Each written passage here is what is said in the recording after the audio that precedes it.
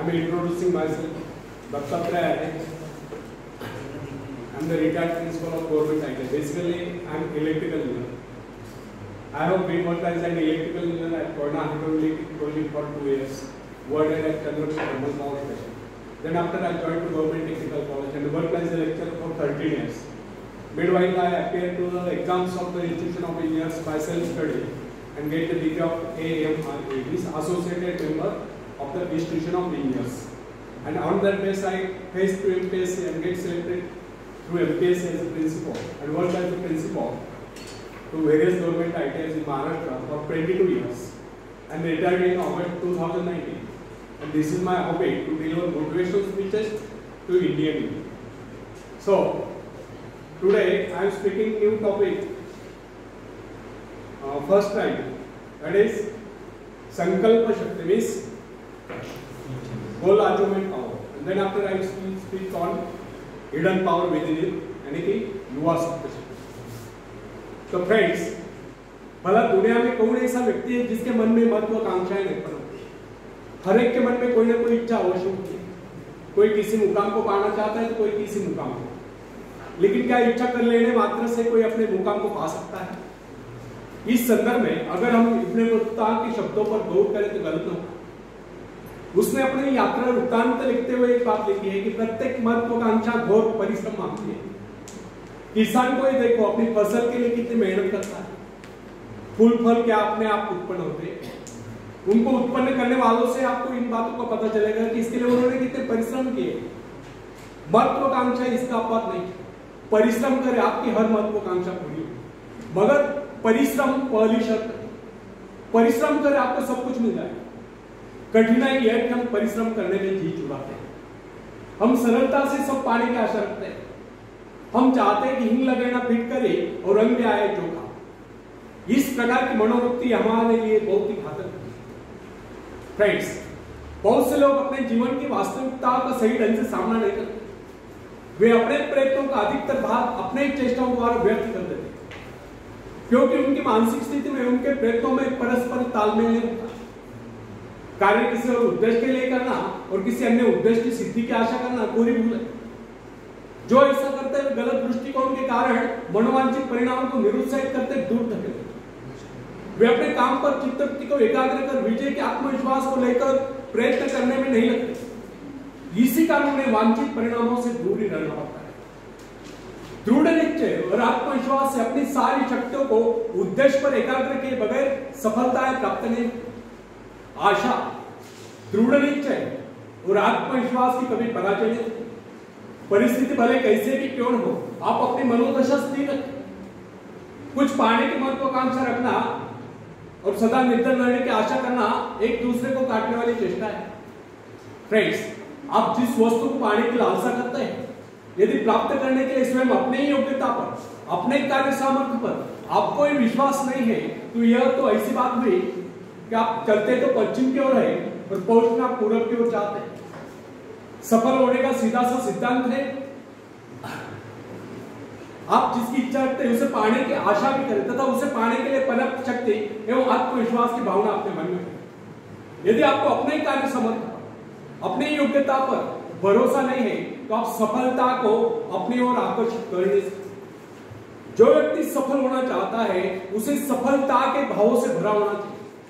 उसे सदा ही प्रगति के विचारों से, रचनात्मक विचारों से, सृजनात्मक भावों से, अन्वेषणात्मक भावों से तथा सबसे अधिक आशावाद से हमेशा ही भरपूर रहना चाहिए. एक बात कदापि न भूलें कि आशा ही जीवन है. आशा को अपने मन से कभी न जाने देना. आशा का दीपक बुझते ही मनुष्य मृत प्राय हो जाता है.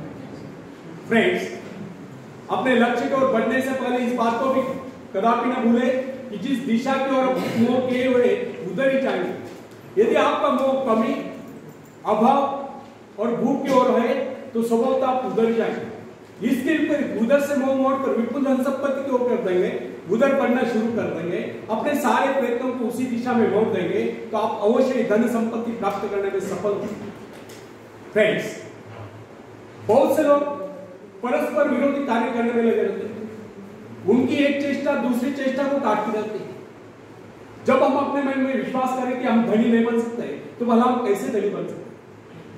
यदि हमारी मनोवृत्ति गरीबी में घर बनाकर बैठी है, तो वहां धन संपदा आने के लिए स्थान का जिस वस्तु को हम बनाने में लगे हुए वही तो बढ़ेगी। हमारे विचारों की दरिद्रता, निराशा की भावना, भय और संदेह की भावना, आत्मविश्वास की कमी और अकर्मण्यता ने तो हमें दरिद्र बनाया था। यदि आप धनी बनने के लिए प्रयत्नशील हैं, यदि आपने अपनी सारी योग्यता और कार्यशक्ति धनाढ्य बनाने में लगा रखी है, तो आप दरिद्र या भिखारी का अभिनय नहीं। आप अपनी मनोवृत्ति को विपुल धनाढ्य व्यक्ति जैसा बनाए, खरा दिल से काम लें, धनाढ्य व्यक्ति जैसा अभिनय कीजिए। अपने किसी भी चेष्टा में निर्धनता को मत प्रकट कीजिए। यदि आप अपने इर्द गिर्द दरिद्रता जैसा वातावरण बनाए रखेंगे, तो आपका प्रभाव दूसरों पर दरिद्रों जैसा ही पड़ेगा। ना आपकी साथ जमेगी, ना आप धन को अपनी ओर आकर्षित कर सकोगे। कहावत है, भेड़ जितनी बार मुंह भरकर घास खाने का अवसर गवा दे, भेड़ जितनी बार बोलती है उतनी बार मुंह भरकर घास खाने का अवसर गवा देती है। जितनी बार आप निर्दयता दिखलाएंगे उतनी बार मार खाएंगे। अतएव सिद्धांत पर चले, अपने वास्तविकता को छुपाकर जो भी आपका उद्देश्य है उसी के अनुरूप कार्य करें। कई बार अपने व्यवहार के कारण मनुष्य सफल होते, अपना रोना मत रोए, अपने को मजबूत बनाए, बाधाओं में दृढ़ता से चुपचाप अपने मार्ग पर चले, आप अपने लक्ष्य को प्राप्त करते हैं। फ्रेंड्स, किसान अपने खेत में कितने परिश्रम करता है, तब कहीं वो अनाज उत्पन्न करता है। वो भूमि को उर्वर बना रखता है, सुपीक बना रखता है। उसे पता है कि उसका अनाज सूखता या सड़ता तभी है जब भूमि की उर्वरता, सुपीकता कम हो जाती है, वातावरण खराब हो जाता है, धूप लगना बंद हो जाता है तथा देर तक सूखा पड़ता है। इसी प्रकार जब मनुष्य के मन के विचार अकर्मण्यता से भर जाते हैं, उत्साह कम हो जाता है, उद्यम मंद पड़ता है, उल्लास मिट जाता है, साहस मर जाता है, आत्मविश्वास समाप्त हो जाता है, तब मनुष्य का व्यक्तित्व दुर्बल तथा प्रभावहीन होने लगता है। सही ढंग की चित्तवृत्ति से तो मनुष्य पर दूसरों के गलत सुझाव का कुछ भी प्रभाव नहीं पड़ता है। लोग तो सुझाव देते रहते हैं। यदि आपका मन कच्चा हो तो आपका लक्ष्य भ्रष्ट होते देर नहीं लगती। यदि आप गलत सुझाव को सुनने के लिए बातें की जाते हैं, यदि आप गलत सुझाव को सुनने के लिए बातें किए जाते हैं, फिर भी उन सुझाव का अपने मन पर प्रभाव होने के लिए आप कृत संकल्प है, तो उस दूषित वातावरण में रहकर भी आप उन गलत सुझावों से अपनी रक्षा भली भांति कर सकते हैं।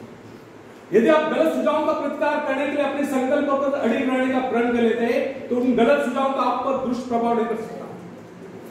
यदि आप गलत सुझाव को इसके विपरीत यदि आप गलत सुझाव को सुनने के लिए ध्यान देते हो, बुराई को ग्रहण करने के लिए तैयार रहते हो, अपने मन को चंचल बनाए रखते हो, दूसरों के कहने पर अपने उद्देश्य को छोड़ने के लिए तैयार रहते हो, तो आप स्वयं अपने जीवन का नाश कर लेते हैं। गलत सुझावों को सुनने वाला, इस प्रकार के सुझावों को प्रोत्साहन देने वाला, इन सुझावों का स्वागत करने वाला तथा इन्हें सुनने में मजा लेने वाला व्यक्ति आवश्यक पत्र भ्रष्ट होता है। इस प्रकार की सभी बातें व्यक्ति का नाश कर देती है। यदि हम चाहे तो अपने उद्देश्य को मन ही मन बारंबार दोहराते हुए, बारंबार उस उद्देश्य की पूर्ति का प्रण करते हुए अपने पद पर आगे बढ़ते रह सकते, अपने राह पर आगे बढ़ते रह सकते हैं। ऐसे में धीरे धीरे उस उद्देश्य के लिए कार्य करते रहना हमारा स्वभाव बन जाता है। यह हमारी शक्ति को बढ़ाता है। निरंतर अपने उद्देश्य के बारे में सोचना और निरंतर अपने सारे विचारों को उसी दिशा में लगाना, इससे ऐसा संभव नहीं कि आप सफल न हो।